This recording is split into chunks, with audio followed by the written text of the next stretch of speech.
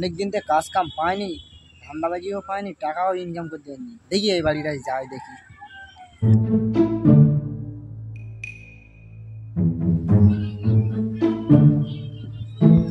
বাড়িতে কেউ আছে নাকি বাবা? বাবা বাড়িতে কোনো রোগবাদী রয়েছে নাকি? আমি তাহলে একটা তাবিজ পড়ে দিতে যাই। আমি এই গন্ডিটা কেটে যাচ্ছি, এই গন্ডির ভিতরে যেন না কেউ পা দেয়। আগেকার রাজার 108 মাটির তলা এখানে সোনা পাওয়া যাবে, কেউ যেন না বুঝতে পারে। বাবা কাজ তো হয়ে গেল, আমার দুটো খাদ দিয়ে এবার। দাঁড়াও বাবা, আমি আসতেছি।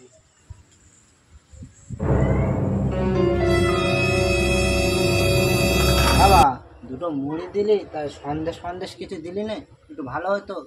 দাদা ভণ্ড সাধু, 108 মাটির তলায় সোনাটের পাও, আর এই অল্প মুটির তলায় বিস্কুটের পাও না। শালা ভণ্ড সাধু চিটিং বাস করার জায়গা পাও না।